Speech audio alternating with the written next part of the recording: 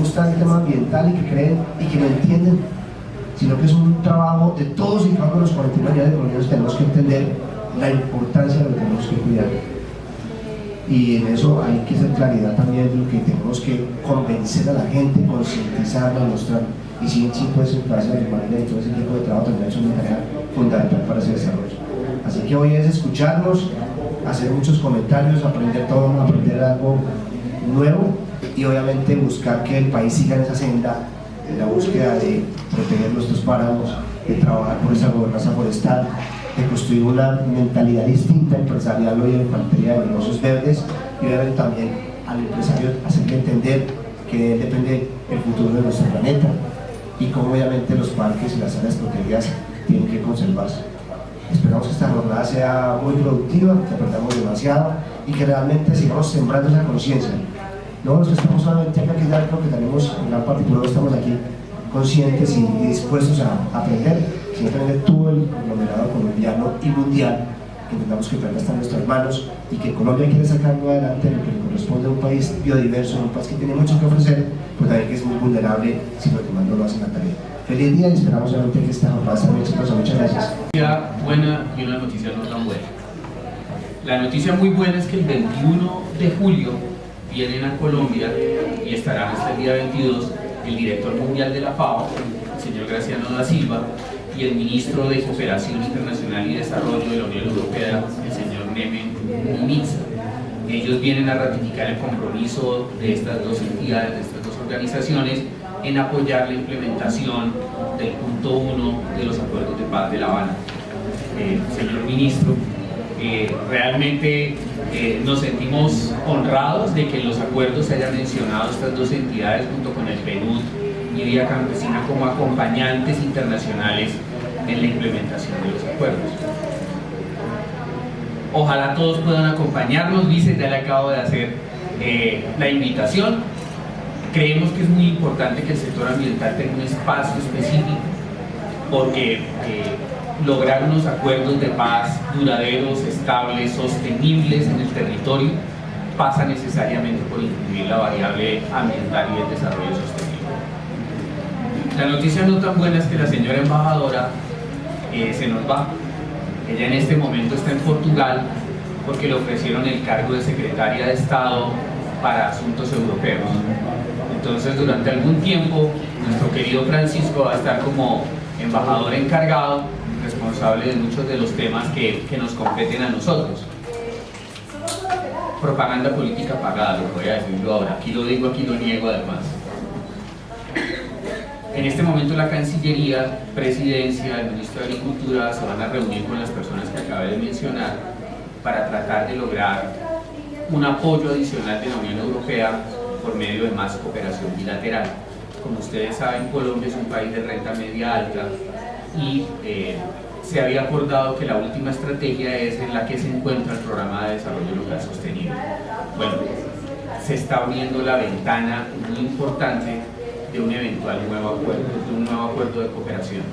Por eso, insisto, es tan importante que el 21 el sector ambiental esté fuertemente representado en la participación que se va a hacer aquí en Agroexpo. ¿Por qué la Unión Europea ha montado un stand conjunto con 21 proyectos con entidades nacionales y locales en Agroexpo? Uno, para mostrar cuál es la estrategia que se está desarrollando en el país. La Unión Europea desde hace más de 15 años viene apostándole a apoyar procesos de desarrollo regional y paz. Y como ustedes recuerdan, tuvimos durante muchos años los laboratorios de paz, que se continuaron inclusive con programas como Nuevos Territorios de Paz que se ejecutaron en zonas ambientalmente sensibles como el Caquetá y el Guaviare. En esa estrategia de cooperación, la Unión Europea cree que el enfoque de territorio es muy importante. Entonces, el tener este nombre de desarrollo local sostenible para su programa no es gratuito. O apoyar el Ministerio de Agricultura en la política de transformación del campo con la propuesta, con el proyecto de desarrollo rural con enfoque territorial no es gratuito. O estar trabajando con el Ministerio de Comercio, Industria y Turismo con el programa de competitividad estratégica territorial no es gratuito. La Unión Europea empezó su trabajo común con la política agraria comunitaria hace casi 60 años. Y lo que ellos entendieron es que para desarrollar de manera armónica, sostenible, los territorios agrícolas en Europa se necesitaba darle prioridad a las regiones, a las localidades. Para esto ellos vienen trabajando desde hace muchos años con el enfoque LEADER, se dice así, son las siglas en francés como de lazos entre acciones de desarrollo económico en zonas rurales. Y para eso han puesto en marcha cerca de 2.000 grupos de acción en todas las latitudes de Europa. Estos grupos de acción generan planes territoriales que luego se concertan con el país, Francia, Alemania, España, Portugal, y luego se complementan con recursos que coloca la Unión Europea. Nosotros creemos que el Sistema Nacional Ambiental colombiano tiene las características, está en su ADN trabajar de esta forma, priorizando lo local con una muy fuerte concurrencia desde lo nacional. En ese sentido, entonces, nuestra apuesta en Agroexpo es mostrar lo que hace la Unión Europea, pero con el apoyo, más bien apoyando el gobierno nacional y los territorios. Creemos que es muy importante que Bogotá se entere de que el desarrollo rural es clave para construir la paz, pero que es mucho más interesante si esa apuesta de construcción de desarrollo rural territorial incluye variables de desarrollo sostenible. Bienvenido, querido César. Indígena o con población afrodescendiente. Y allí precisamente la Unión Europea, en el marco del Programa de Desarrollo Local Sostenible, que se incorpora directamente al presupuesto nuestro, y es parques nacionales con diferentes aliados quien hace la implementación, quien desarrolla la política, pues contribuye en términos de lograr la firma de esos regímenes, pero también la implementación, buscando precisamente alternativas que sean sostenibles para esas comunidades locales. Para el caso de indígenas, alternativas como pueden darse en áreas de la Amazonía o en áreas de la región Caribe colombiana, o en otras áreas del Pacífico, en donde específicamente trabajamos no solo con indígenas, sino también con población afrodescendiente. De igual manera, el Programa de Desarrollo Local Sostenible genera alternativas y es un capital semilla para lograr gestionar más recursos y permitir que esas alternativas sean sostenibles y que generen también una actividad o un ingreso económico a esa población local. Y aquí también viene la integración de la población campesina colona. Si bien los parques nacionales se declararon muchos pensando que no había esa población campesina colona, no obstante actualmente tenemos ocupación en 40 de los 59 parques nacionales. Esto implica un reto en cuanto al manejo porque para el caso indígena y para el caso afro existe una normatividad especial y una protección constitucional diferente que para el caso campesino colono, y allí viene un reto y es lograr que mientras esta población está al interior de los parques, mientras se logra hacer toda la gestión tendente a lograr la reubicación de esta población en las zonas en donde sea posible, y en donde no, pues que definitivamente esta población pase a hacer actividades que no son permitidas actualmente en el marco legal que tienen los parques y haga su tránsito hacia actividades permitidas que están en el marco de lo que es posible. Actividades que son y se enmarcan dentro de un ejercicio también de generación de empleos verdes, de generación de crecimiento verde, como el ecoturismo. El ecoturismo es una oportunidad ahora precisamente en el proceso de paz en donde estamos, en donde muchas áreas se habilitan precisamente para lograr llevar visitantes enmarcados dentro de un ejercicio de identificación de esas oportunidades que hay asociadas a una cadena de valor en el turismo, y que pues puede ser una oportunidad precisamente para esas comunidades locales que están no solamente al interior de los parques, sino en sus zonas de influencia. De igual manera, en el ejercicio de sustitución de cultivos ilícitos. Recientemente el viernes salió el nuevo informe de presencia de cultivos ilícitos, y para el caso de los parques nacionales una variación de casi 1000 hectáreas entre el 2015 y el 2016. ¿Eso qué implica? Eso implica un reto no solamente en términos de control, en términos de erradicación, sino pues una vez se erradique también qué alternativas o qué se va a hacer con esa población para que no sigan deforestando y sigan afectando las áreas protegidas. Préstame que ahorita hablamos de los... César. por favor, la misma pregunta. El apoyo presupuestario de este desarrollo local sostenible, ¿cómo contribuye con la gestión de crecimiento? Es un elemento esencial, incluso en el título del indicador asociado al tema de gobernanza forestal. Interroga fundamentalmente cuál es el rol de lo forestal en la lógica de la economía y obviamente teniendo en cuenta criterios que, como lo comentaba Johnny, pues tuve la fortuna de poder compartir un escenario de carácter internacional que interroga cuáles serían los elementos de reglas del mercado de la madera inicialmente a nivel internacional y cómo cada uno de los países que empieza o que fortalece su ejercicio de producción maderable y no maderable encuentra también un escenario internacional suficientemente claro para que aquellos que pretenden dinamizar una economía forestal pues sepan que tienen un asidero en el mercado internacional y no pues digamos animar, vamos a producir mucha madera, vamos a producir mucho maderable. El mercado interno se nos agota muy rápidamente y entonces para ir al mercado internacional debemos atender a una serie de requerimientos, a una serie de estándares y todo ese ejercicio de aprendizaje de qué significa un criterio, qué significa un indicador a la hora de ir a producir cualquier elemento del bosque pues es de esencial importancia. El proyecto y el apoyo que nos ha brindado la Unión Europea en este tema de gobernanza forestal es en dos sentidos principalmente.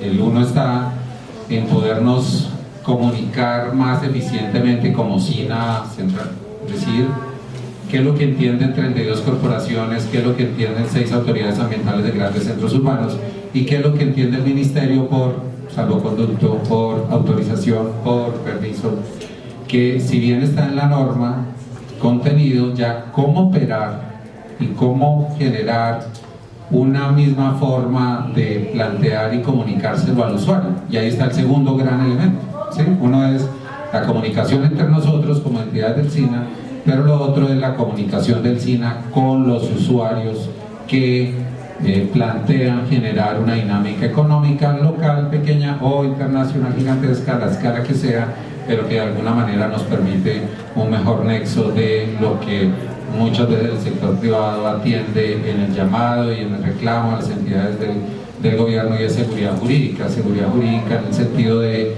qué es lo que pide, qué es lo que solicita y en el marco de qué ejercicio de planificación y de qué ejercicio de pretensión de reglas comprende el gobierno nacional, comprenden los gobiernos regionales, y asimismo para que un usuario, sea que solicite algo en Córdoba o sea que solicite algo en el Guaviare, pues reciba el mismo tipo de respuesta, el mismo tipo de atención, y entre nosotros sepamos finalmente cómo esas apuestas económicas van generando desarrollo en el país. Bueno, buenos días. Me imagino que la misma pregunta. Bueno, realmente voy a empezar desde que salió el Plan Nacional de Desarrollo. Todo el tema de crecimiento verde hizo que existiera un cambio total en la estrategia nacional de hacia dónde va el país. O sea, nuestro país, el tema de crecimiento verde realmente no estaba en el ADN como está actualmente. Y hablar de temas de negocios verdes, emprendimientos verdes, pues todos los que hemos sido emprendedores, los que hemos trabajado en negocios verdes anteriormente, sabíamos que eso era bien complicado en el país. Un tema de cambiar un paradigma, de educar un mercado, es un tema bastante complejo. La Oficina de Negocios Verdes tenía, o tiene, mejor dicho, un esfuerzo grandísimo con el Programa Nacional de Negocios Verdes, realmente es una política. Pero nosotros adolecíamos, digamos, de un apoyo presupuestario. Necesitábamos un músculo económico para poder desarrollar mucho más consistentemente todo lo que era el Programa Nacional de Negocios Verdes. Cambiar paradigmas, cambiar un modelo empresarial donde no teníamos unos temas de unos criterios que los tienen, digamos, un emprendedor, una persona que está en negocios verdes.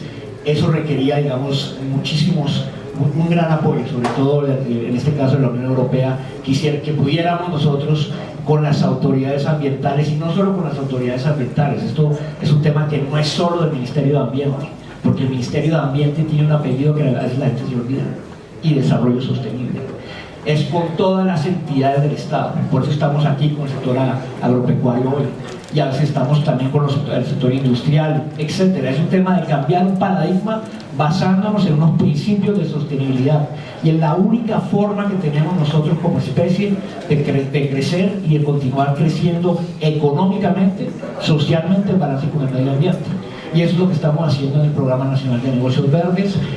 A la fecha, iniciamos con pocos negocios verdes verificados. Hoy tenemos casi 800 negocios verdes, casi 4.500 nuevos empleos directos generados con la política de negocios verdes, y eso es una semilla que está creciendo de forma exponencial y está generando el efecto dominó.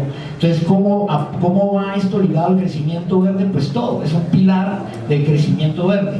Eso, con los instrumentos económicos que también trabajamos en la oficina, hacen ese cambio de comportamiento, esa visión de crecimiento verde que requiere Colombia.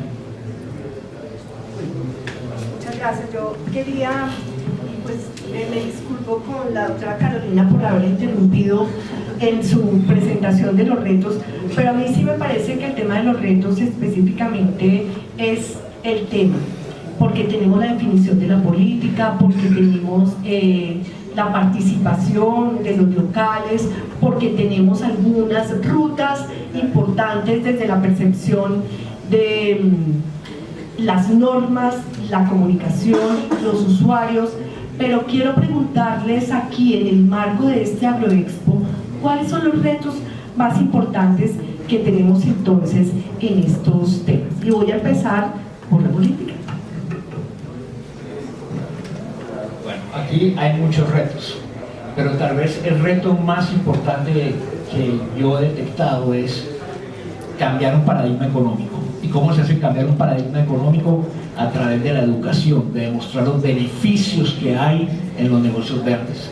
La gente todavía no se da cuenta de lo que significa un negocio verde. Un negocio verde tiene una connotación bastante interesante desde el punto de vista social, pero desde el punto de vista económico, ni hablar, pero desde el punto de vista de los mismos productos. O sea, no es lo mismo una pera que una pera orgánica. No es lo mismo producir en beneficio de café con un beneficio sostenible que está ahorrando energía, agua, paneles solares, etc. Tiene un valor agregado. Todos estos temas son beneficios que hay que empezar a mostrarle a la gente, hay que educar al mercado, y ese es tal vez lo más complicado, porque los negocios verdes no están porque el Ministerio de Ambiente tiene una oficina de negocios verdes. Eso ya existe. Lo que nosotros estamos haciendo es consolidar lo que son los criterios de un negocio verde para que ellos realmente sean consistentes. Hemos visto muchísimos temas de negocios verdes, de gente que crea una empresa y al final, por ejemplo, está comercializando en un empaque de bolsas plásticas, por ejemplo, que por cierto ya no hay que pagar las bolsas, bueno, mejor dicho, hay que pagarlas y evitar las bolsas plásticas. Entonces, esos temas no son consecuentes con lo que es un emprendedor, con lo que es un emprendimiento de negocios verdes. Eso le puede acabar a usted su mercado. O, por ejemplo, utilizar mucho combustible o utilizar mano de obra donde no está efectivamente remunerada, que no haya un comercio justo. Todos esos son temas que se trabajan dentro de todo lo que es la política de negocios verdes para que no tengamos lo que se denomina greenwashing, por ejemplo. Entonces, todos esos temas, esa transformación del mercado requiere que nosotros de forma continua y sistemática le mostremos a la gente que el ser verde paga y paga muy bien y genera muy buenos dividendos.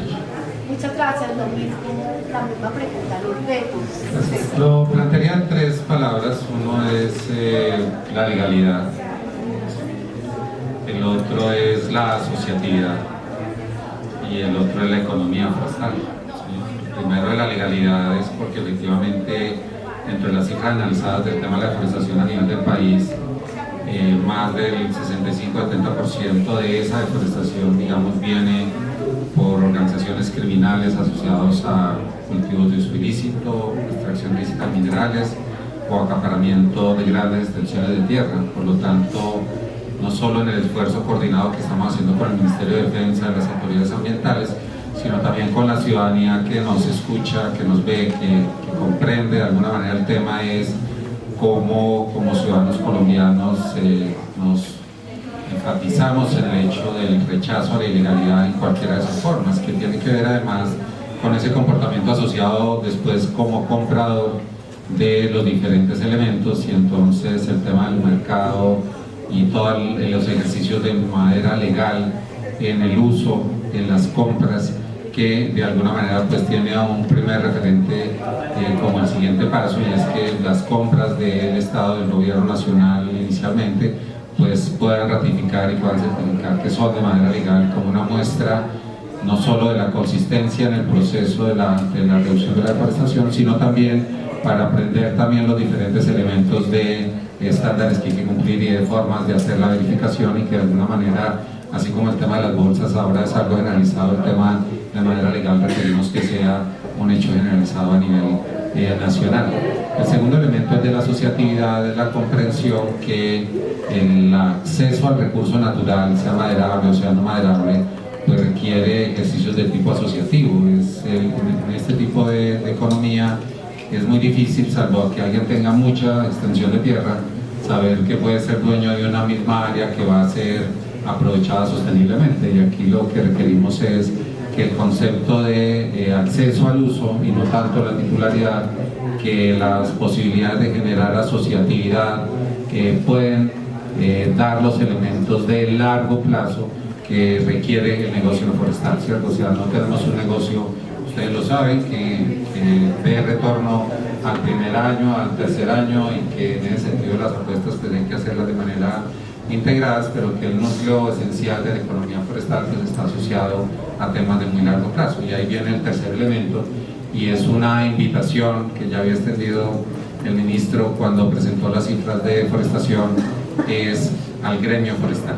¿Sí? Queremos que ustedes, gremio forestal, donde estén haciendo la actividad que desarrollen, a la escala que la estén desarrollando, por favor, intégrense, preséntense, muéstrense cómo efectivamente podemos responder a un desarrollo de esa economía forestal, que va a tener como principales referentes esos sitios donde hoy se realizan muchas veces en conectividad con el manejo de territorios colectivos, tanto de comunidades negras como de los pueblos indígenas que hacen uso de lo forestal, y por lo tanto habrá que dinamizar también cómo se engranan esas pequeñas economías o medianas economías a ese desarrollo de economía forestal que se pretende, pero también temas pensados no solamente en el tema de cómo producir, sino también qué vender y dónde venderlo. Por lo tanto, la relación entre la productividad y la comercialización en todo hecho de la cadena de valor pues requiere un fortalecimiento inmenso sobre el cual pues debemos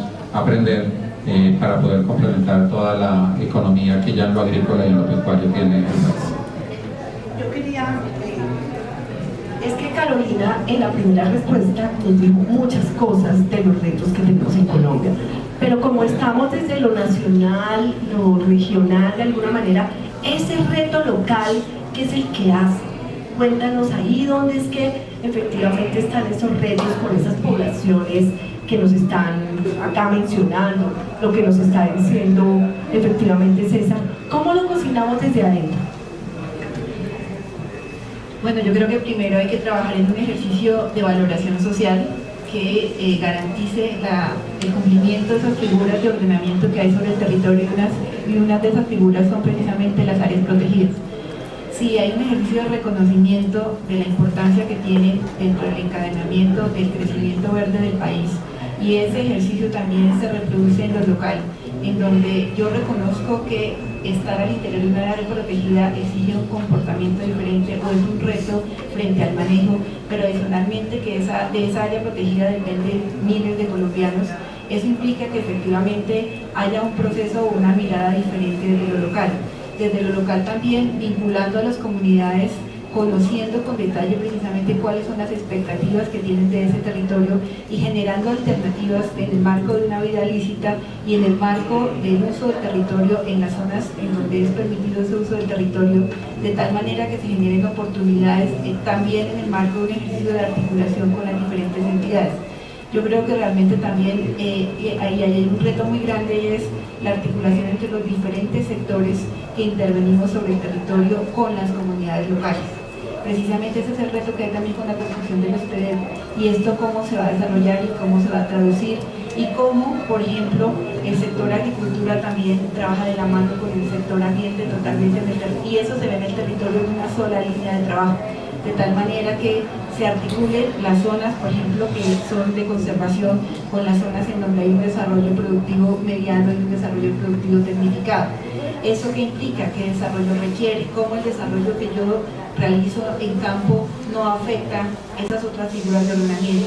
Yo creo que eso, y también recogiendo la mirada y la visión que tienen las comunidades locales, es lo que tendría que traducirse en ese ejercicio de ordenamiento de lo rural, que es parte del reto que tenemos en la implementación del acuerdo de paz, en donde adicionalmente pues tienen que recogerse esas miradas y esas oportunidades, y también, y ese es un ejercicio que tenemos que desarrollar con muchas de las diferentes entidades que conforman el SINA, qué oportunidades también pueden generarse para las comunidades locales en el marco de desarrollo, por ejemplo, de actividades como el uso de productos no maderables del bosque, como mencionaba César hace un momento, pero también en las zonas en donde puede usarse lo maderable, pues también bajo qué regímenes especiales y bajo qué cumplimiento que en realidad le permita a la gente vivir del bosque y que no le crea que le es más rentable talar el bosque para generar una actividad diferente que mantener el bosque en pie.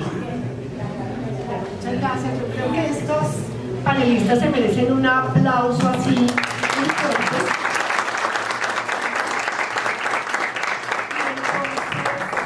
Vamos a agradecerle su presencia y yo quisiera llamar a Cristian Alonso Guilla,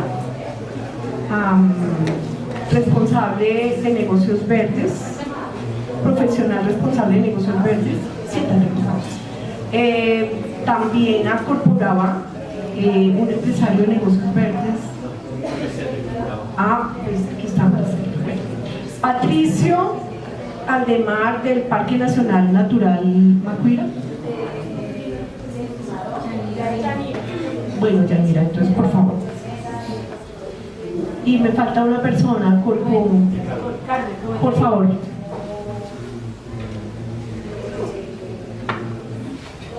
Después de este segundo semestre, yo voy a darle la palabra al público para hacer, de este segundo segmento, voy a darle en este tercero la oportunidad al público de participar, pero yo creo que hemos hablado mucho de desarrollo y quisiera que ustedes nos contaran cómo se articula la visión de desarrollo sostenible en los territorios para la construcción de una paz estable y duradera. Y yo creo que vamos a empezar por la corporación. Gracias, buen día para todos y para todas. Miren, nosotros, el tema de la articulación de la paz de la región tiene varias lecturas. En el proyecto que estamos desarrollando con la Dirección de Bosques del Ministerio de Ambiente y el apoyo de la Unión Europea, venimos haciendo un trabajo con las 41 autoridades ambientales, como la señalaba César ahora, revisando el tema del proceso de administración forestal, y hemos terminado hace menos de 3 semanas 4 eventos regionales para determinar las situaciones que afectan la gobernanza forestal desde la mirada de los gerentes forestales de las autoridades ambientales. Y ahí señalan varios aspectos que se tocaron también ahorita en los panelistas anteriores. Y uno es cómo hacemos para que la gente que vive del bosque y en el bosque tenga una posibilidad real con el bosque. Y lo primero que hemos revisado con las autoridades ambientales y la Dirección de Bosques es la urgente necesidad de revisar las políticas y la legislación forestal que le permitan a los dueños del bosque acceder de manera legal al bosque. Ese es un reto muy grande y urgente. Acabamos de hacer también con el proyecto y con la Dirección de Bosques y Carder un estudio exploratorio de qué está pasando con la madera que se está sacando en los límites de Chocó y Risaralda. Las conclusiones son simples y absolutamente complejas. Lo más simple es que por cada hectárea que uno aprovecha como una comunidad negra, pierde más o menos 320.000 pesos. Eso no le da posibilidad al bosque. Y lo más sencillo es que el negocio es tener un carro que le transporte madera y vender madera en Pereira, que es el gran centro de almacenamiento de madera de este lado del Chocó hacia Risaralda. Por una turbo que uno saque cargada de madera se gana 1.100.000 pesos, solo comprando madera a bordo de carretera. Entonces, el desafío es cómo logramos que para que haya una paz estable y duradera, el bosque sea una realidad económica para la gente. Y hay que cambiar varias cosas. La primera, el acceso legal al bosque. César lo plantea ahorita. ¿Cuál es el modelo de asociatividad que nos permitiría un manejo del bosque? Con la coordinación de la Dirección de Bosques hemos hecho dos grandes operativos nacionales con la participación de casi el 70% de las autoridades ambientales del país. En 2 días, imagínense qué tan efectivo puede ser un operativo que se coordina con casi 30 autoridades ambientales del país. ¿Cuál es el nivel de confianza de que no se filtra la información? O sea, 0. Y sin embargo, hemos decomisado en los 2 grandes operativos 204 metros cúbicos de madera, con un operativo totalmente anunciado y con todas las filtraciones habidas y por haber. Si esa madera la comercializáramos, hiciéramos solo 10 operativos al año, quítele enero y diciembre, dejémoslo como la prima para los madereros ilegales, ¿cierto? La prima de Navidad, de enero y diciembre, esa madera que decomisamos alcanzaría un valor entre los 700 y los 1.000 millones de pesos. Ese es un negocio verde invisible para todos. El valor de la madera legal, si las corporaciones autónomas regionales fuéramos una empresa maderera y la Dirección de Bosques fuera la oficina central, el negocio legal de la madera es de 1.100.000 millones de pesos. Pues la pregunta que nosotros nos debemos hacer es cómo logramos, para que haya una paz estable y duradera en los territorios que están cubiertos por bosque y donde la gente vive y depende del bosque, cómo logramos que ese recurso, ese billón de pesos, esos 1.000 millones de pesos de madera ilegal, de verdad retribuyan mejores condiciones de vida de la gente. Ese es el verdadero desafío. ¿Cómo hacemos para que la paz se consolide? Entonces, ahí hay varios retos para las corporaciones autónomas. Primero, deben dejar de ser notarías forestales. Uno no puede seguir siendo una notaría de revisar un documento, avalar un documento y sacar un acto administrativo y echarse la bendición pensando que es posible que el aprovechamiento se vaya a hacer donde nosotros lo autorizamos. Esa notaría forestal implicaría entonces que un papel de las autoridades ambientales tendría que ir orientado a una asistencia técnica hacia el manejo forestal sostenible, pero una asistencia técnica que no se concentre solamente en ir a identificar si se está aprovechando lo que se autorizó o no, sino cómo se recupera y se maneja el bosque y cómo le damos una oportunidad al bosque. Esa es, digamos, el primer gran desafío de las autoridades ambientales. Y el segundo desafío de las autoridades ambientales es participar de manera activa, proactiva, con la Dirección de Bosques en tratar de entender el lenguaje de los actores. El esquema de administración forestal que tenemos hasta hoy, basado en la supremacía de la legislación forestal y en la hegemonía de las corporaciones autónomas regionales, creo que ha llegado a su fin. Creo que tenemos que sentarnos de otra manera con los actores a entender la situación forestal, a entender el negocio. Lo conversaba hace un rato con Alejandra Ruiz, la colega de la Dirección de Bosques.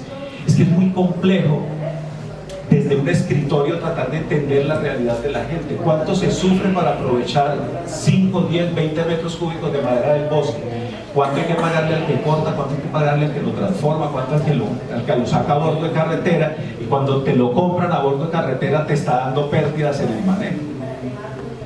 Esa realidad lo que nos invita es que ese esquema de administración forestal, de supremacía institucional y de supremacía de la legislación, tenemos que revisarlo, no para que no haya legislación, y César lo señalaba ahorita. El tema de la legalidad es el principio de la sostenibilidad, pero tratemos entre todos, en este ejercicio que lidera la Dirección de Bosques, de actualizar y generar nueva normativa, una política forestal para el país, una política de bosques, que seamos capaces de también entender la postura, pero también los sinsabores que tiene la gente que está trabajando por el bosque. Cuando uno oye las cifras de hace 2 semanas de la tasa de deforestación del país, uno dice, bueno, ¿cuál es la salida? Mayor control. Aumentamos el pie de fuerza, hacemos más operativos, montamos más retenes en los focos activos de deforestación. Y uno se pone a mirar, y habrá que hacerse otros análisis, y uno dice, bueno, ¿dónde están las menores tasas de deforestación en el país? Hace un mapa de menores tasas de deforestación y lo compara contra los usos productivos de esas zonas. Uno puede decir, bueno, donde hay mayores sistemas productivos estables y con mejores rendimientos económicos hay menor tasa de deforestación. Entonces ahí uno podría empezar a mirar que lo que necesitamos también en los frentes activos de deforestación es una asistencia técnica agrícola, pecuaria y forestal más en el terreno y más orientada a acompañar al campesino. Pero también, entonces uno dice, ¿qué podemos hacer cuando el sector forestal es de los ceros menos atractivos?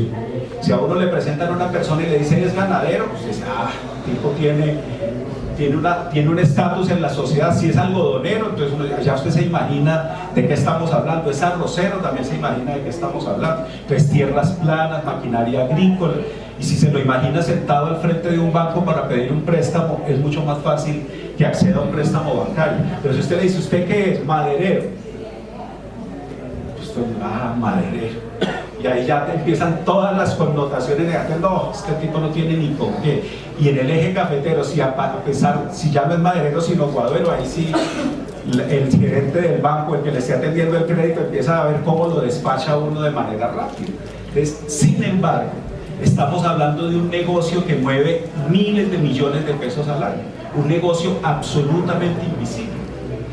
En Pereira alguna vez un dueño de depósito de madera nos decía a nosotros que es que hay personas que llegan los camiones a Pereira, se parquean en una estación de servicio, y hay poteros o los cargadores de madera que mueven al año 600, 700 millones de pesos y la DIAN no los conoce. Entonces, ese es el verdadero desafío, Luz Marina, de cómo hacemos para que la paz se aplique en los territorios en un país que tiene 59 millones de hectáreas de bosque. Bueno, en lo real, en lo local. Entonces yo primero voy a darle la palabra al señor y usted me va a decir cómo se llama y de dónde viene. Bueno, muy buenos días para todos. Mi nombre es Cristian Guita y vengo de la Corporación para el Desarrollo Sostenible de Urabá, Corpo-Urabá. Antes de explicar claro que les quiero decir, quiero colocar un poquito en contexto de quiénes somos como Corpo-Urabá. Nuestro nombre es Corpo-Urabá, pero realmente nuestra jurisdicción abarca 3 regiones del departamento de Antioquia. Estamos en la parte costera, que incluye 11 municipios, donde también hay 2 de esos 11 que están en el Atrato, o sea, están más en el Chocó. Tenemos 7 municipios en el occidente antioqueño, que ya es zona verde montaña, y tenemos un municipio en el suroeste, que es el municipio de Urrao, donde tenemos Páramo. Desde ahí, pues, nuestra imagen es del páramo al mar. Nosotros somos una región biodiversa, en clima, en fauna, en flora, y en usos del suelo también. Entonces, tocando el tema de la pregunta, pienso yo que uno de los generadores de violencia o de los detonantes de conflicto es cuando las personas tienen necesidades y a veces no las pueden satisfacer, ¿cierto? Lo mencionaba yo creo que muy claro. ¿Qué pasa entonces con esa persona que es un campesino, que está en un área donde no es el mejor suelo, donde quizás su actividad ya tenga un conflicto por uso con lo que debería haber ahí, una zona de conservación, por ejemplo, y demás? Y a veces, como instituciones, no hay forma de mostrarle otra visión a él, sino que lo que viene a veces es medidas, en algunos casos, inclusive coercitivas y represivas, ¿cierto? Yo creo que los negocios verdes son una muy buena opción para lograr romper esa barrera que tiene esa persona que está en esa zona, que tiene un bosque muy lindo, pero que el bosque él no tiene la forma de generar recursos a través de él para poder sostener su familia, darle educación a sus hijos, llevar el mercado y demás. Un negocio verde, por ejemplo, es decirle a ese señor, vea, usted está en la serranía, vive una zona que su suelo no es el mejor, no lo tumbe para sembrar cacao, para sembrar, qué sé yo, maíz y demás, que entre otras cosas posiblemente tenga dificultades para sacar su cosecha. Más bien, dedíquese a conservar ese bosque y nosotros mediante un programa que es Banco 2 o cualquier otro tipo de negocio verde al final de conservación, lo vamos a fomentar a usted, le vamos a facilitar recursos para que usted cubra sus necesidades, pero no toque el bosque, haga uso de él. Adicionalmente, si usted tiene flora y fauna ahí, que quizás no hay en otros sitios. Nosotros en ese corredor entre el Chocó biogeográfico y la Sarnaya Vive, Tatada, Beiba, tenemos inclusive especies endémicas solo de esa zona. Entonces, si usted aprende como pequeño productor o parcelero, como queramos llamar, a darle valor a lo que tiene, que a veces la visión de empresario, la visión del dinero no nos deja ver eso, va a tener una opción que no solamente le va a ayudar a satisfacer sus necesidades, sino que también va a generar un impacto positivo, ¿cierto? Y pienso que ese es el camino, que esa es la forma como los negocios verdes ofrecen la posibilidad de generar a las personas una alternativa diferente a entrar en actividades ilícitas, que eso en últimas termina generando en conflicto y en violencia. Muchas gracias. Por favor, Carlos. Buenos días, mi nombre es Yarima Ramos y vengo representando el área protegida Macuira, donde se viene desarrollando el programa de desarrollo local sostenible. Quería ponerlos un poquito en contexto de qué es el área protegida de Macuira. El área es un área que está dentro de un resguardo indígena, uno de los resguardos indígenas más grandes del país. Y el área está completamente traslapada con comunidades. Son como 54 comunidades que hay dentro del área, comunidades de familias indígenas. Entonces ya ustedes se podrán imaginar lo difícil que podría ser el manejo de un área protegida que está completamente traslapada. Al tener también dificultades de acceso porque se encuentra a casi 8 horas en temporadas secas, por decirlo así, de Riohacha, que es la capital de la Guajira. Entonces, ¿cómo es que se llama? Las posibilidades para las comunidades allá son muy difíciles. Entonces, cuando hablamos de paz, como decía el compañero, no es solo, digamos, conflicto con violencia, donde hay grupos armados y todo eso, sino también donde hay necesidades. Donde hay necesidad, la comunidad no va a poder sentirse en paz. Entonces, por ejemplo, muchas veces esas comunidades que estaban dentro del área o en su zona de influencia, lo que hacían era, al no tener, digamos, disponibilidad de acceder a un trabajo fijo, con un buen salario, lo que hacían era, digamos, tratar de sacar del área lo que podían vender.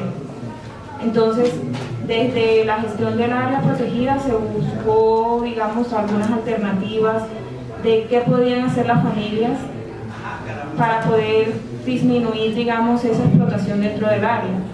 Desde el 2014 se empezaron a hacer algunas reuniones preguntándole a la misma comunidad cómo podrían ellos colaborar, digamos, con la conservación del área. Muchos de ellos dijeron artesanías, nosotros tenemos hospedajes, y al llegar el proyecto de desarrollo local sostenible, el programa, se invitaron esas familias, apoyándolas. Muchas de esas familias que se incluyeron en el programa eran taladoras de ceiba y de otras especies maderables y cazadoras de algunas especies de fauna que se encontraban en el área. Entonces se empiezan a apoyar a estas familias con 2 iniciativas. El año pasado se inició con la iniciativa de artesanías. Acá hay una muestra del trabajo de las familias, con mochilas, cotizas, que es el calzado tradicional, y con chinchorros. Entonces se empezó apoyando a estas familias y es muy bonito porque a la fecha, digamos, a través de talleres, y las familias de ecoturismo, a las cuales se apoyó en aquellas familias que venían con una iniciativa de desarrollo de alojamiento y alimentación. Por ejemplo, en esta iniciativa de artesanías es muy bonito porque las familias dicen que a la fecha, a través del programa, han podido explorar, han encontrado más clientes, por decirlo así, y han valorado un poco más la artesanía que ellos hacían, porque antes, al no tener, digamos, el apoyo no tener esa visión clara de lo que era la artesanía fuera de lo local. Ellos, por decirlo así, hacían una mochila que se demoraban 15 días haciéndola y la vendían en 50.000 pesos. O sea, 50.000 pesos no alcanza para una quincena de una familia que por lo general es de 8 o 9 personas. Entonces, a través del programa se ha incentivado, digamos, ese valorar de su propia arte, el comenzar a incluir o a recuperar esas figuras tradicionales, porque incluso dentro de la misma comunidad podíamos encontrar mochilas que dijeran Olpar, Tommy, Polar, que son unas marcas que bien a ellos les parece muy interesante en lo local, pero digamos al tratar de vender esas mochilas fuera, a la gente no le caía, digamos, de mucho agrado ese tipo de artesanías. En cuanto al ecoturismo, también han visto ellos, digamos, un apoyo, ya que se ha comenzado también a través de la gestión del ordenamiento del turismo en el área. Ellos han visto, digamos, un apoyo en cuanto a las buenas prácticas ambientales, que ellos decían, bueno, nosotros no lo hacíamos porque no conocíamos ese tipo de políticas, ese tipo de prácticas ambientales. Si bien allá igual se ahorra agua porque es la necesidad, no porque, digamos, no tengan conciencia o quieran explotar el agua, pero lo ahorran porque es difícil también el acceso al área. Entonces, es muy bueno, digamos, ver cómo esas familias, a través del apoyo, digamos, la señora que está haciendo la mochila le está enseñando a su hija, porque antes no lo veían así, antes decían, no, yo cómo le voy a enseñar a mi hija a tejer o a hacer un chinchorro que va a demorar tanto tiempo para que no gane nada, o para que se gaste más en materiales que lo que va a recuperar. Entonces ya se venía también, digamos, bien, se ve que en las familias, a través de los seguimientos que se hacen con el programa, se ve cómo los niños también empiezan a hacer manillas y a hacer artesanías que les van a ayudar a ellos, digamos, a ver una manera diferente de ver la vida. Ya no están en el área cazando iguanas o cazando, digamos, otras especies, sino que están ahí en sus casas también apoyando y valorando, digamos, de cierta forma lo que es el área protegida. Se demostró que la Macuira es como la fuente de agua de 9 corregimientos. Solo en la Macuira se ve, digamos, el agua potable, un agua que pueden consumir. Entonces también a través de los talleres, a través de las diferentes reuniones que se han hecho del programa de desarrollo local sostenible, se ha podido mostrar a las familias los beneficios que trae cuidar el área protegida. Entonces, a mí me parece que ese es el aporte que hace el programa para la paz en el área. Bueno, muchas gracias, Yo creo que aquí en este escenario hay temas también retadores para entender esa ruralidad de la que nos hablaba Carolina hace un rato.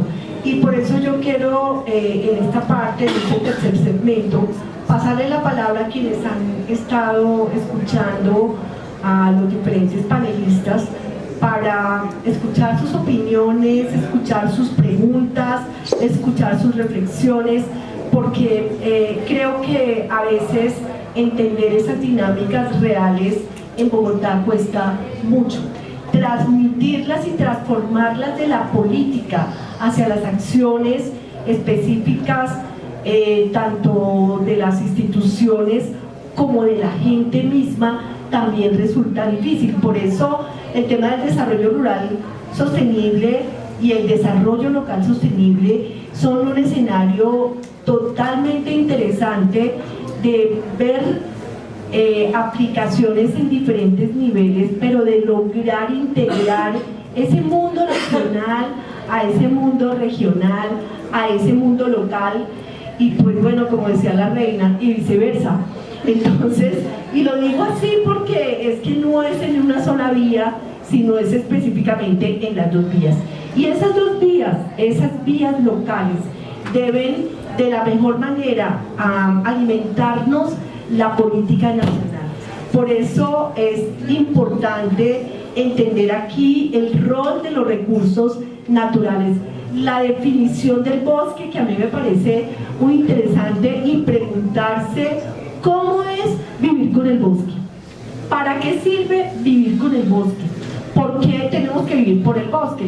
Yo, que vengo del bosque, tengo que decir que para nosotros, para el Sinchi, el bosque es más que madera. Entonces, a ver, ¿cómo en realidad tenemos que hacer esa mixtura para entender cómo alimentamos la política de crecimiento verde con unos indicadores importantes que tienen que cumplirse? ¿Cómo desde la normatividad y desde los stocks reales de biodiversidad aplicamos y aportamos a los negocios verdes? ¿Cómo cambiamos la dinámica local frente a la legalidad y que lo ilegal no siempre sea lo que nos lleva, sino lo que nos garantiza tener esas oportunidades para el desarrollo sostenible? Entonces, yo les voy a dar la palabra, por favor. Espero que hayan muchas preguntas. Por favor, nos dice su nombre y su pregunta. Gracias. Pregunta o consideraciones. Muy buenos días. No sé, ¿hay algunos europeos aquí? No, no creo. ¿Sí? Ok. Bueno, muy buenos días. Soy Alessandro Bocco y soy asistente técnico de la delegación de la Unión Europea. Se han tocado varios temas sobre la cuestión de la paz. En Europa tenemos experiencia de post-conflicto. Nos han metido todos a trabajar. Okay. Y ya no había espacio para poder pensar a otra cuestión. Era el periodo de la reconstrucción y teníamos que reconstruir, no yo, mis padres. Entonces ya la creación del empleo es el primer paso importante para que la gente se dedique a otra cosa que no a reivindicaciones, etcétera, etcétera. Coincido sobre el tema de la cuestión de la madera ilegal. He hablado a veces con Alejandra. Y una de las primeras propuestas, permito, son solamente 5 meses que estoy en Colombia, que aunque tenga experiencia en otros países, es muy reciente aquí. No he salido de Bogotá, solamente a Popayán, 3 o 4 días, pero he escuchado mucho. Entonces, con Alejandra ya hemos hablado de la cuestión de la madera legal, de cambiar la norma, como se podía hacer para no regalar la madera, ma simplemente poderla vender. Lo he puesto nelle considerazioni de los dos proyectos con los franceses, que lo tienen ellos. Por ejemplo, regalar la madera a Sena para que Sena organice cursos de formación para creación de empleo de profesionales especializados en el sector del bosque. Parece que hay una carencia en este sentido. Hay otra cuestión siempre con la cuestión indígenas. Entre otras cosas, estamos trabajando con la Dirección del Bosque para modificarla, integrarla, crear la forestería comunitaria, exacto, para que la gente pueda aprovechar del recurso bosque. Y otra cuestión es sobre los indígenas. Y yo creo, por la experiencia que tengo en Perú, que los indígenas sin discriminación, lo llaman indígenas, los locales, llaman como quieren, son aliados estratégicos en el proceso de paz. Pero hay en el control del territorio. Esta es una cuestión importantísima. Son agentes de control del territorio. Yo he visto en Perú, no se entra en una comunidad indígena sin la autorización del cacique. Ellos conocen perfectamente todo el territorio. Entonces hay que capacitar y formar los indígenas. En Perú, no sé si existen aquí, hemos creado un proyecto de la Unión Europea, la veeduría indígena. O sea, se forman los jóvenes al control del territorio, de la madera ilegal, etcétera, etcétera. No tiene que intervenir, no tiene que hacer nada, tiene simplemente que señalar a la autoridad competente, que está pasando algo en su área. Y eso ya merma, porque cuando la gente, los madereros ilegales, saben que hay un control del territorio por la parte de los locales, están mucho más cuidados. Y además, aunque mucha gente vende la madera ilegal, por lo menos que la venden a un precio remunerativo. Entonces hay que enseñarle a los indígenas, a los caciques, a quien está ahí, que la madera tiene un valor en términos financieros. Y que entonces, aunque sea ilegal, a veces la venden porque necesitan que por lo menos la vendan a un precio que le permita de sobrevivir, aunque están en un contexto de ilegalidad. Esa es la señora. La tercera cosa, hay el bosque no es solamente madera, coincido. Hay toda una serie de productos como las mariposas, las semillas certificadas de especies forestales y muchísimas otras cosas. Ahí también hay que capacitar los indígenas, los locales, sobre el valor que tiene el territorio y los productos que tiene. Nada más. Gracias. Muchas gracias. Otra pregunta, reflexión, participación. Voy a darle al señor. Muchas gracias. Mi nombre es Diego Rostegui. Quisiera conocer en Corcurabá qué otros negocios o qué tipo de negocios, aparte del negocio forestal, se encuentran como negocios verdes.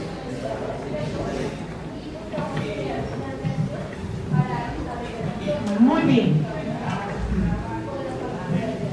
Bueno, entonces, de la mano con la formulación del Plan Nacional de Desarrollo, a nosotros como autoridades ambientales también se nos interpela. De ahí salieron obligaciones para cumplir en conjunto con el Ministerio, ¿cierto? Una de ellas para nosotros era justamente incentivar o desarrollar un programa de apoyo a negocios verdes regionales, ¿cierto?, en nuestra jurisdicción. Cuando nosotros iniciamos con ese programa nos sentamos a pensar, bueno, ¿cuántos negocios verdes tenemos? Y comenzamos a tratar de ver en la historia, porque recordemos que año 2008, 2009 no eran negocios verdes sino mercados verdes. Fue como el inicio de esto. Y comenzamos a recuperar la historia de lo que fue mercados verdes. Y encontramos que iniciativas se apoyaron y demás. Pero lo triste fue que muchas de esas iniciativas hoy en día ya no estaban funcionando. La mayoría no estaban. Y muchas veces el apoyo que se dio a esa iniciativa en ese momento estaban ahí. Ahí estaban, pero no estaban funcionando. Entonces lo que nosotros nos tocó comenzar de cero fue, primero que eso, identificar. Nos fuimos por toda nuestra jurisdicción, convocamos a las personas, hicimos 5 talleres regionales. En esos talleres le explicamos a las personas qué es un negocio verde en primera instancia, porque lo que pasa a menudo es que cuando usted habla de negocio verde la gente lo asocia regularmente solo con el tema de bosques, pero adicionalmente hay otros sectores y subsectores que califican como negocios verdes, es muy amplio el espectro para trabajar. Y de esas personas que se encuentran ahí comenzamos a recuperar la información que hacen, de dónde están, cuál es su valor agregado. Y bueno, nos encontramos más o menos 73 iniciativas en toda la jurisdicción. Cuando ya aplicamos la herramienta que desarrolló el Ministerio, nos quedaron como 43 que sí son negocios verdes. Los otros creían que íbamos a dar incentivos para siembra otra cosa. De esos 43, gracias al apoyo de la oficina, el año pasado logramos verificar 16, y con un convenio con la Gobernación de Antioquia también logramos a unas de las 16 darles ya un apoyo como tal. ¿Y qué era ese apoyo? Habían personas, por ejemplo, está una asociación, y antes de esto les quiero decir que más o menos el 80% de esas iniciativas son iniciativas de base comunitaria, son asociaciones y el resto también son de familias, son familiares. Son muy pocos negocios de esos son unipersonales y demás. La mayoría son de base comunitaria o familiares, negocios familiares. De esas quiero resaltar 3 o 4 aquí, mejor dicho. Hay una que es una asociación, se llama CAETUR. Esas personas están ubicadas en Necoclí, en el marco de un área protegida regional que se llama el Distrito Regional de Monte de la Ensenada Río Negro. Y ellos cambiaron la mentalidad. En esa playa, ellos tienen 12 kilómetros de playa, de mar abierto, ya en la salida del Golfo. En esa playa tiene una particularidad, es que llegan 5 especies de tortugas a desovar durante todo el año. Ellos anteriormente cazaban las tortugas, las comían. Luego cambiaron la visión y ahora lo que están tratando de hacer es cuidar la playa, cuidar las tortugas y generar ecoturismo, llevar gente a ver las tortugas. Eso es un negocio, pues, y ya es no solo el negocio verde como tal, sino la mentalidad de la persona. Los segundos son los muchachos, digo yo muchachos que son jóvenes, casi mi edad, de hecho los conocí en la universidad. Muchachos desplazados por la violencia, su padre tenía su predio, su finca en la serranía vive en Carepa, en el Alto Carepa, cuando la violencia ellos salieron desplazados y se fueron hacia el casco urbano, ahí tuvieron la oportunidad de estudiar en la Universidad de Antioquia y se hicieron ecólogos de unas costeras, son 2 hermanos. Entonces ellos son muy apasionados con la ornitología. Ellos de nada, pero entonces lo hacían como un negocio de fin de semana. O sea, un negocio, como una pasión de fin de semana. Se iban, tomaban fotos y montaban a Facebook y demás. Gracias al programa de negocio pues, le hicimos ver que eso puede ser un negocio. Ya, de hecho ellos iniciaban, ni siquiera tenían imagen corporativa, nada de eso. Y la semana pasada tuvieron en Urabá, en un recorrido, al doctor Hirti, que no soy muy versado en esa área, pero sé que es una eminencia en el tema. Y de eso ya hablé con él la semana pasada, me dijo, no, tú vas a irte aquí y ya voy a cambiar la visión. Ya no me voy a llamar Urabá Virgen porque eso no es lo que pusieron, sino quiero poner algo más global. Me he dado cuenta que no es solo y es especializado, sino que hay muchas cosas detrás de eso. Y otro es un negocio familiar de un señor que inició reciclando las bolsas de polietileno y el nylon. A ver, en Urabá tenemos 33.000 hectáreas sembradas de bananas, ¿cierto? Cada racimo que se cosecha de ahí le ponen un plástico azul, que es un polietileno muy delgadito. Bueno, no es polietileno, es un plástico muy delgadito. Y por eso su valor comercial es reducido, no es como los otros de alta densidad que son muy valorados, no tiene mucho valor. Y adicionalmente la planta hay que amarrarla para que el racimo no la tumbe, no se caiga.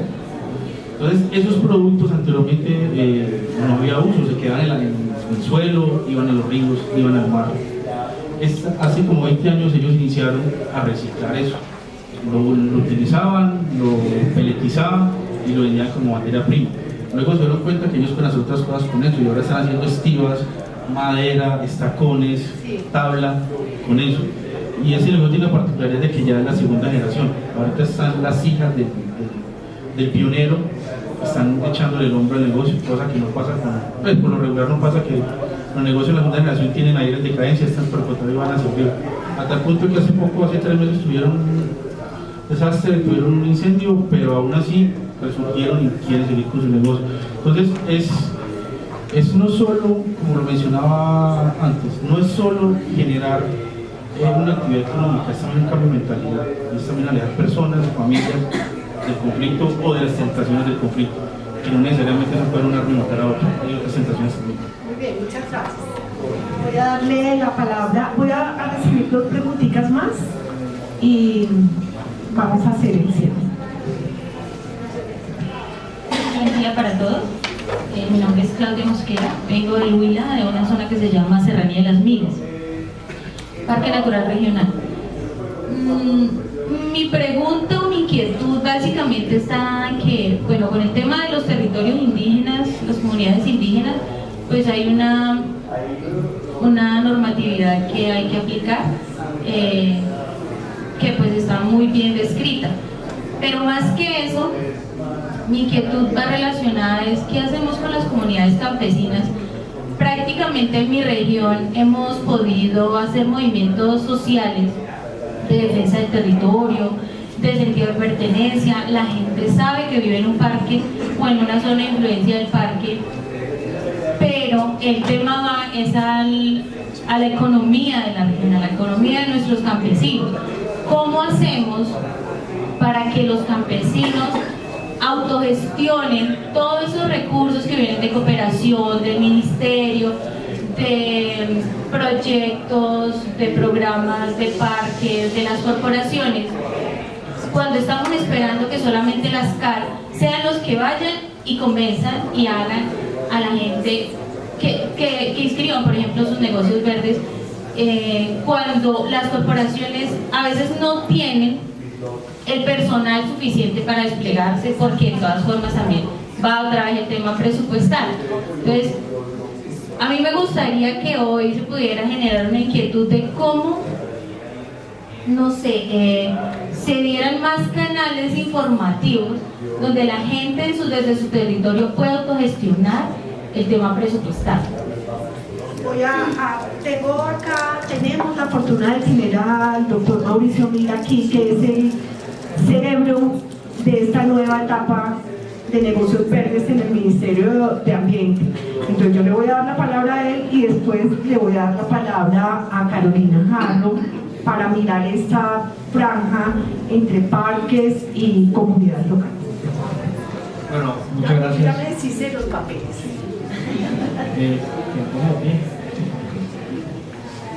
Bueno, vamos a ver. Este tema, como dije anteriormente, no es un tema solamente del Sistema Nacional Ambiental, no solamente de la autoridad ambiental. De hecho, estamos trabajando con las gobernaciones ahora y con las cámaras de comercio. Esto es un tema. Y los institutos, ni hablar. No, es un tema transversal. Entonces, si uno dice que solamente la autoridad ambiental, pues ahí, como dijiste tú, pues nos quedamos todos porque falta. De hecho, esto es parte de lo que estamos haciendo con este proyecto, fortalecer capacidades de las autoridades ambientales, pero no es fácil porque el tema del emprendedurismo no está en el ADN del Sistema Nacional Ambiental. Siempre ha estado más del lado de comercio y las cámaras de comercio. Exactamente. Si ustedes han sido emprendedores, como yo, usted sabe que eso es bien difícil. O sea, un tema es llegar a la Cámara de Comercio, formalización, después vienen los permisos, después viene el tema de la DIAN. Eso es un tema complejo que requiere, digamos, de una expertise que estamos nosotros en este momento creciendo con las autoridades ambientales, pero vamos a trabajar de la mano con las gobernaciones, cámaras de comercio, con las autoridades ambientales y con los institutos, que son pieza clave también, pero es totalmente transversal y por eso el Programa Nacional de Negocios Verdes permite que hablemos el mismo lenguaje. En ese sentido, tenemos las ventanillas de negocios verdes que hemos, digamos, habilitado en ciertas autoridades ambientales. La idea es que todas tengan ventanillas de negocios verdes, que es como la famosa ventanilla única de las cámaras de comercio. Pero también estamos trabajando con colombianos tal vez pensando en ser autoridad, ¿sí? ¿Por qué autoridad? Porque estamos acostumbrados a vivir en territorios donde hay economías ilegales, ¿sí? Donde hay presencia de actores informales, ilegales y demás. Y cuando uno piensa en desarrollar una ruralidad diferente, se da cuenta que solamente con el SINA pareciera insuficiente, ¿sí? Solamente las autoridades ambientales a las que el ministerio les quiere poner a hacer de todo, y tienen que pensar en el agua, tienen que pensar en el aire, tienen que pensar en todo, y ser autoridad, les queremos poner lo que decía Mauricio, el desarrollo sostenible. Y eso es algo que en la ruralidad todavía es bastante técnico. ¿Por qué? Porque solamente se lo estamos dejando al SINA como institutos, al SINA como ambiente, al SINA como autoridades ambientales. Pero el desarrollo rural no lo hace solo el SINA. Y si se piensa en un desarrollo rural diferente, sostenible, es claro que tenemos que tener los aliados que están en lo rural, el Ministerio de Agricultura, todas las instituciones de agricultura. Y es ahí entonces cuando tú dices, ¿cómo es posible que llegue un motor de desarrollo y a la gente no le llegue?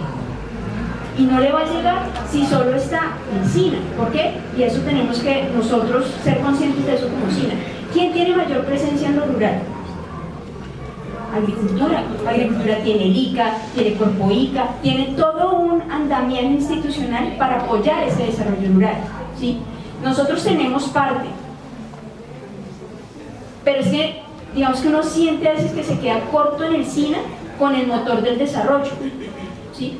Entonces creo que uno de los mayores retos que vienen para el gobierno en este post-conflicto es poder llegar con un andamiaje institucional coherente para las zonas en donde no ha habido presencia institucional.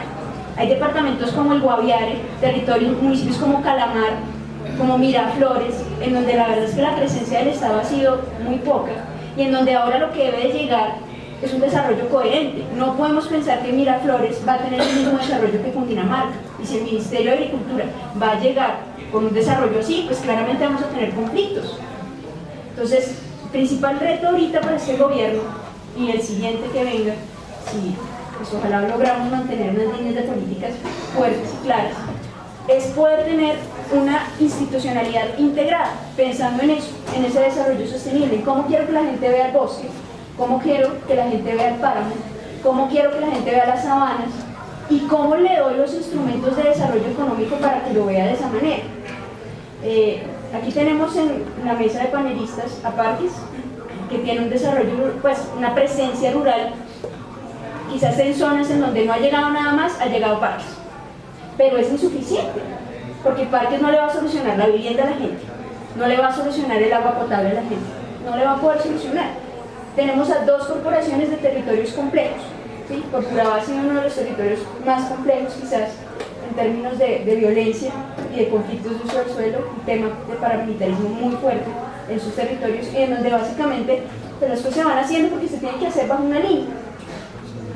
Yo quisiera escuchar brevemente, si pudiera, doctora, dar la oportunidad de que ellos dijeran cuál es como la oportunidad que ellos han visto de poder integrar el quehacer de sus instituciones con otras entidades, con Mincomercio, con Minagricultura, y quizás, bueno, ahora Defensa también está pensando en cómo aporta a mantener esa, ya no digamos como estabilidad en términos de paz, sino cómo se aporta a través de Defensa con la capacidad que tienen las fuerzas militares, las otras organizaciones de las fuerzas militares, ese desarrollo rural integral.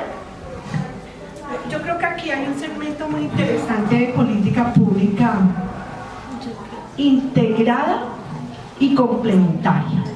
Y creo que la biodiversidad, los territorios nos permiten eso, pensar en que llegar al desarrollo local sostenible no es el que nos imaginamos desde aquí, desde Bogotá, es el que tiene la gente allá en su territorio, que no es solamente el ambiental, pero sí creo que aquí hay una enorme oportunidad desde lo ambiental, y es integrar esa ruralidad con ese tema ambiental, y ese es un enfoque de política pública, y por eso aquí estamos hablando de desarrollo local sostenible.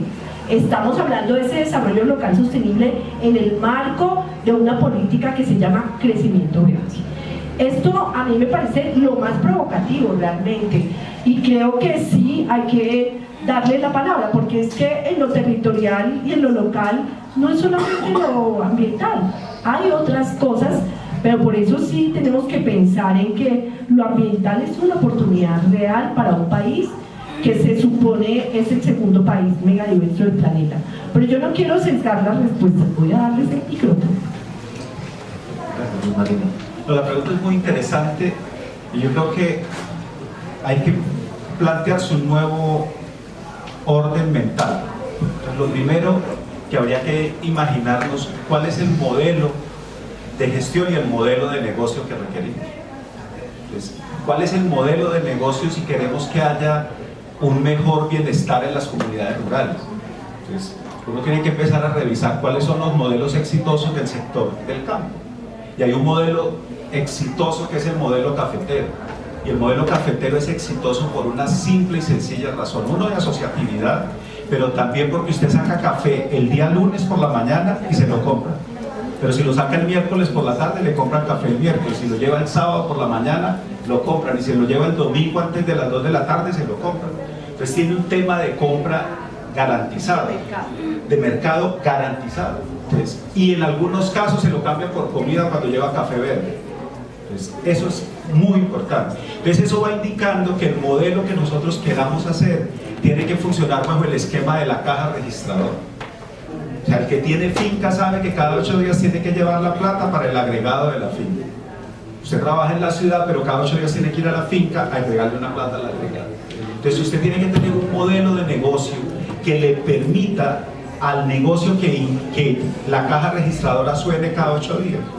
Entonces, en el tema ambiental, entonces habrá que mirar, como tú lo señalabas, el bosque es más que madera, en eso estamos absolutamente claros.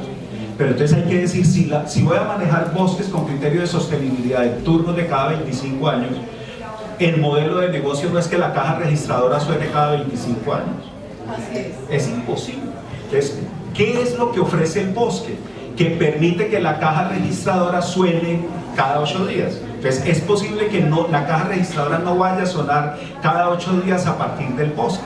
Entonces, ¿qué es lo que tiene el sistema productivo, la unidad agrícola productiva familiar, que permite que la caja registradora suene cada 8 días? Ese es el modelo de negocio. A ese modelo de negocio hay que montarle un modelo de gestión interinstitucional que le permita entonces a las corporaciones autónomas regionales determinar lo que hay que conservar, pero también lo que se puede aprovechar. Tú ayúdanos con esa respuesta. Sí. desde parques, allá desde parques locales? Bueno, desde el área protegida, desde Mancuira, vemos muy importante, digamos, unirnos con la corporación, con Corpo Guajira. ¿Por qué? Porque vemos que en la zona urbana, en la zona que no es área de parque, en la zona de influencia, hay muchos problemas con el residuo sólido. Entonces, ¿qué pasa?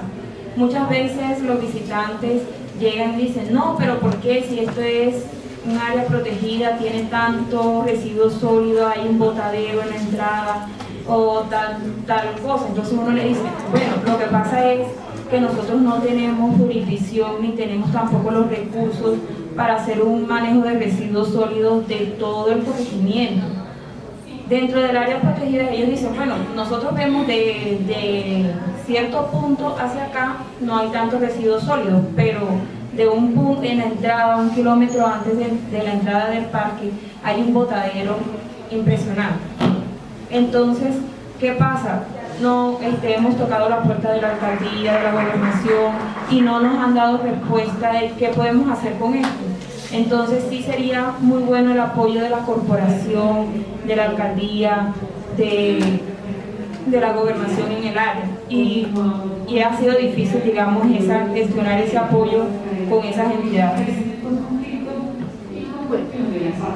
Bueno, inicialmente pues recojo totalmente las palabras del doctor, pues, definitivamente uno tiene que tener un horizonte claro de hacia dónde va su actividad económica. De lo contrario, usted va rumbo al despeñadero o al abismo. Eso fue lo que nos pasó cuando ya hicimos la primera valoración de los negocios verdes, ¿cierto?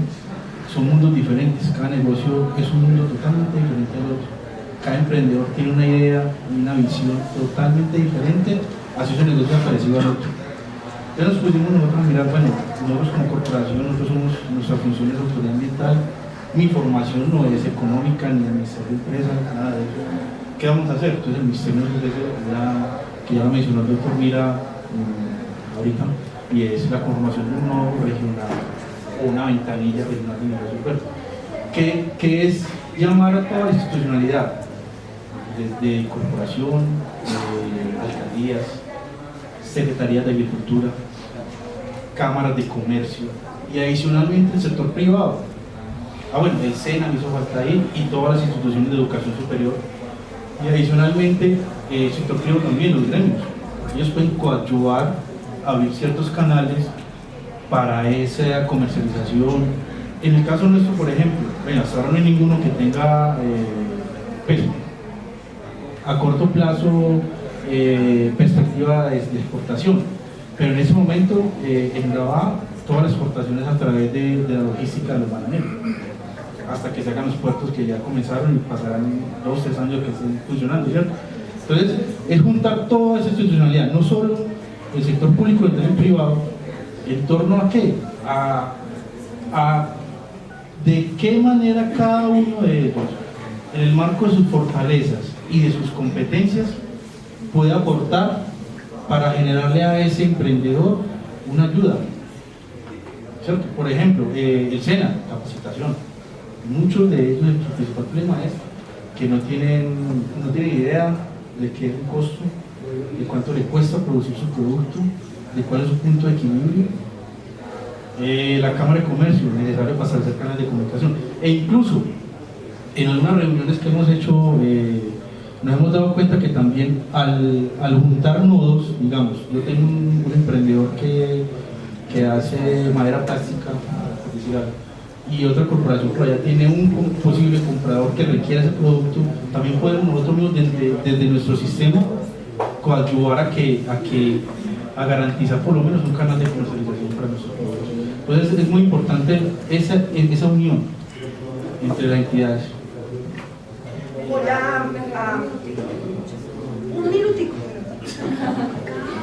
Bueno, recogiendo lo que han dicho los compañeros, pero desde el área también hemos tenido, digamos, muchas dificultades en cuanto a la comercialización de los productos, porque si bien como, digamos, desde el apoyo de nosotros de parques, no tenemos, como dice el compañero, esa visión comercial de cómo podemos comercializar desde parques esos productos, y aunque hemos tenido apoyos de otras corporaciones como la Corporación de Comercio y demás, se nos ha hecho difícil, digamos, la comercialización de los productos. Muchas de las familias nos decían, bueno, aunque yo logro vender 5 mochilas, un chinchorro al mes, tantas docenas de cotizas, logro recibir tantos, porque estamos en iniciativas de artesanías y de ecoturismo. Entonces logro recibir tantos visitantes, pero me queda, o sea, puedo recibir más. Entonces también se nos hace difícil, como dicen los compañeros, hay veces mucho encontrar compradores para las mochilas a un precio justo, encontrar visitantes digamos que tengan mayor entrada, porque también nos limitan en cierta parte las temporalidades. Cuando es tiempo de lluvia es muy difícil el acceso al área, porque no hay carreteras, sino que son caminos destapados. Entonces es también esa parte de cómo podemos nosotros desde la Cámara de Comercio, desde los ministerios de turismo y de otros, poder también buscar, como dice el compañero, esas personas que necesitan los productos que nosotros estamos ofreciendo, que son de buena calidad, que van enmarcados a la cultura, que van enmarcados a esa comunidad que necesita y que está ofreciendo productos de buena calidad, pero no encontramos, digamos, esa comercialización para ellos. Bueno, yo quiero, acá tenemos retos, ¿no? Muchos retos, pero quiero leer la pregunta del señor Manuel Muñoz Castelblanco, que nos está preguntando por streaming acerca de la problemática agropecuaria que está afrontando el país, porque él es un cultivador de abejas y como están aplicando insecticidas continuamente, agroquímicos, ¿qué es lo que puede hacer? Porque sus abejas están siendo víctimas de la aplicación indiscriminada de estos productos químicos. Entonces yo no sé quién acá me va a responder. Le va a responder al señor. A ver, la mayor autoridad que tenemos aquí en el No, es que ese tema, eso es lo que estamos hablando de la transición, o sea, el cambio de Colombia, de pasar de una Colombia, digamos, insostenible a una Colombia sostenible. Es un tema de cambiar la agricultura de un momento a otro, pasar de una ganadería sostenible a una agricultura sostenible. Es un proceso, esto no es de la noche a la mañana. El tema de los insecticidas, en algún momento, pues yo recuerdo cuando yo llegué acá de Costa Rica, hablando con el presidente de la República sobre estos temas, este tema de la agricultura sostenible, si se sabe hacer, digamos, genera muchos ahorros desde para adentro, desde el campesino, ¿verdad? Reduciendo todo lo que son los insumos a base de petróleo, etcétera, etcétera, que fue lo del paro aquel que existió, lo del paro agrícola, que era por los insumos de los fertilizantes. Los fertilizantes, de todo lo que le estamos echando a los productos para que salgan más rápido, etcétera, pues obviamente eso tiene una consecuencia en el caso de los apiarios, eso es mortal, porque de hecho pues hay varios estudios cómo se reducen, digamos, las abejas por ese tema. Pero es un tema de que si usted le muestra a la gente que yo puedo generar mayores recursos siendo, digamos, un agricultor sostenible, que tenga una venta asegurada, que es mentira que por hectárea usted está reduciendo la productividad, porque lo puedo demostrar también que hay más bien una productividad similar y a veces superior con procesos como permacultura y todas como estas, y que además tiene un valor agregado porque la gente compra con un poco, tal vez un poquito más de precio estos productos que un producto que está contaminado con fertilizantes supremamente cancerígenos, etcétera, etcétera. Ese tema es un tema de educación, como dije anteriormente, de cambiar ese paradigma económico pero enfocado en los números. Es que el problema nuestro es que a veces no metíamos los números en la ecuación. Y si a usted le muestra, por ejemplo, esas mochilas que están ahí, si usted dice que esta mochila es igual a la mochila que está vendiendo en Riohacha, es muy diferente, sí tiene un valor agregado, esto es hecho por comunidades, en lugares protegidos, etcétera, etcétera, tiene un precio diferenciado. diferenciado, pero hay que saberlo vender. Es lo mismo que pasa hoy actualmente en todo este tema. Hay que saber vender los temas, pero con temas cuantitativos, que es lo que estamos haciendo actualmente. Bueno, muy bien, yo quiero como hacer a manera de conclusiones algunas, digamos que pasar por todos estos panelistas tan interesantes que hemos tenido en la mañana de hoy a propósito del apoyo presupuestario de desarrollo local sostenible que la Unión Europea ha hecho al Ministerio de Ambiente y a Parques, y que han tenido la gentileza de invitarme a moderar, que también obviamente quiero agradecer. Entonces, este apoyo presupuestario de desarrollo local sostenible lo que nos ha permitido en la mañana de hoy es identificar esos negocios verdes como una posibilidad real de integrar a las poblaciones, esto fue lo que ustedes dijeron, ¿no es cierto?, a una ruralidad distinta, a una percepción distinta de país, a tener una participación para que se puedan aplicar, en el caso de parques, por ejemplo, los cumplimientos de los regímenes especiales. Pero también aquí hay una salida muy interesante de alternativas productivas sostenibles que le va a servir a la población, tanto indígena como colono-campesina, a tener una diferencia de estar en sus territorios, a mirar eso que nosotros hemos llamado como gobernanza forestal, con una oportunidad en los mercados y con los números, como nos estaba diciendo aquí el doctor Mauricio Mira, y a comunicar de manera más eficiente lo que tenemos en el SINA, y a comunicar de manera más eficiente a los usuarios, a conectarlos con el SINA. A mí me parece que aquí hay unos enormes retos. El de cambiar el chip me parece totalmente importante, el de educar a la gente, a las poblaciones locales, a las poblaciones indígenas, el de superar el reto de la legalidad, o sea, el que esto sea la palanca de mandar muy lejos de lo que nosotros tenemos en la perspectiva inmediata, los temas de legalidad, a fortalecer la asociatividad y a entender que la economía forestal es mucho más que madera, ¿no es cierto, doctor? Entonces, creo que también aquí hay muchas cosas muy interesantes. Hemos visto en la mañana de hoy que no solamente es un tema de las corporaciones, que es un tema donde la participación integral de otras entidades va afortunadamente a fortalecer obviamente esa capacidad que tenemos desde la biodiversidad. Yo sí tengo que decirlo con esa claridad.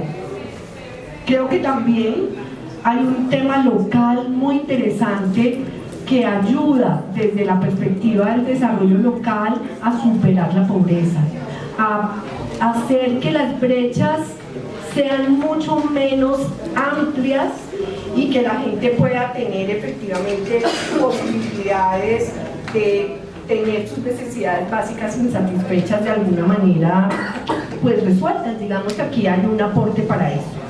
Y creo que hay un tema muy importante, el control territorial, apoyado justamente por ese fortalecimiento de capacidades que las comunidades locales hay. Y bueno, no hemos hablado del ecoturismo, pero pues es que necesitamos mantener nuestros bosques y nuestra biodiversidad justamente para que el ecoturismo efectivamente sea posible.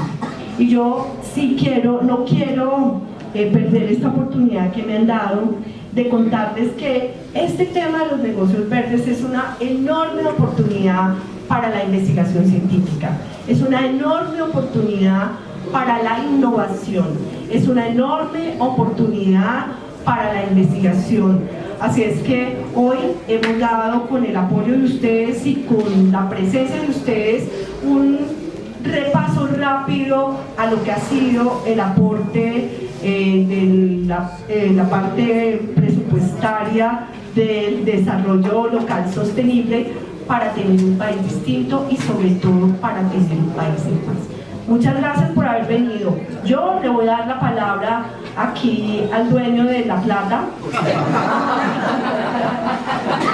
porque es que sin plata tampoco podemos hacer nada. Entonces, Johnny, muchas gracias por estar aquí y sobre todo por haberte quedado toda la mañana. Muchas gracias a todos ustedes. Bueno, ojalá yo tuviera 20.8 millones de euros en mi cuenta, sería maravilloso. No, pues nada, simplemente darles las gracias a todos ustedes por habernos acompañado el día de hoy. Les tenemos una invitación muy especial para que vayan al stand, al pabellón número 6, al stand número 3, donde la mayoría de las entidades que están aquí, que tienen algún tipo de financiamiento de la Unión Europea, nos acompañan en un stand conjunto.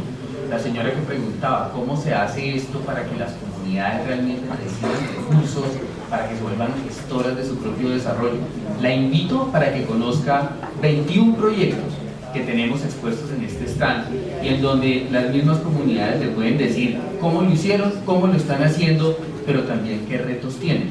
Yo quiero, antes de cerrar, simplemente retomar algo que decía Alejandra, y es la presencia que tiene el Sistema Nacional Ambiental en los territorios de posconflicto. Miren, de 4 proyectos que aprobó el Fondo de la Unión Europea para la Paz, que es un instrumento nuevo específicamente dedicado a apoyar la implementación del punto 1 de los acuerdos de La Habana, Reforma Rural Integral, 2 son ejecutados, les decía, por instituciones del Sistema Nacional Ambiental, el SINCHI y el Instituto de Investigaciones Ambientales del Pacífico. ¿Qué hemos encontrado en la práctica? En la teoría pareciera de que otros sectores tienen mucha presencia en los territorios. No es así. La presencia real en los territorios la tiene el Sistema Nacional Ambiental, bien sea con las CARS, bien sea con los institutos de investigación, bien sea con parques nacionales naturales. Lo que es cierto es que muchas veces esa escasa presencia de la institucionalidad lo que hace es que recarga en estas entidades ambientales la responsabilidad de ser gobierno. Y muchas veces lo vemos, por ejemplo, con parques, que la gente viene a reclamarles titularidad de predios, viene a reclamarles educación, viene a reclamarles desarrollo productivo, cuando parques pues realmente no tienen esas competencias. El reto, como bien lo decía Alejandra, es llegar a los territorios de manera coordinada y coherente con la oferta institucional del gobierno nacional. Yo creo que además de generarle alternativas de vida a la gente durante el posconflicto, el segundo reto más grande y al donde tenemos que poner más esfuerzo es el lograr recuperar la confianza de los ciudadanos en la institucionalidad pública. Y eso solamente se hace llegando de otra forma. Ya lo hemos intentado de muchas maneras y la gente como que todavía no sigue confiando mucho en lo público. Hay que hacerlo de otra forma, y esa otra forma, como lo decía Alejandra, es llegando de manera coherente y coordinada entre todas las instituciones. La cooperación de la Unión Europea siempre va a estar ahí para ayudarnos. Nosotros no nos estamos inventando nada, no estamos forzando nada, de hecho lo que estamos haciendo es apoyando las instituciones públicas, las políticas públicas nacionales, las estrategias, los programas y los proyectos de las entidades públicas. Esa es nuestra labor.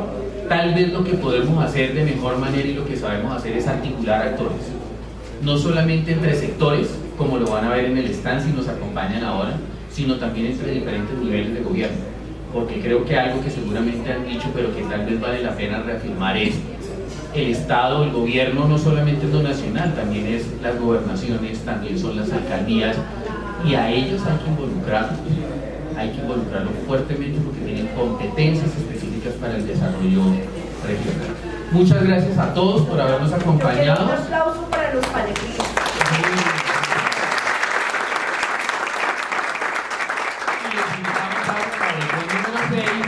Número 2, Mauricio, Carolina, todos los demás para que puedan ver el stand conjunto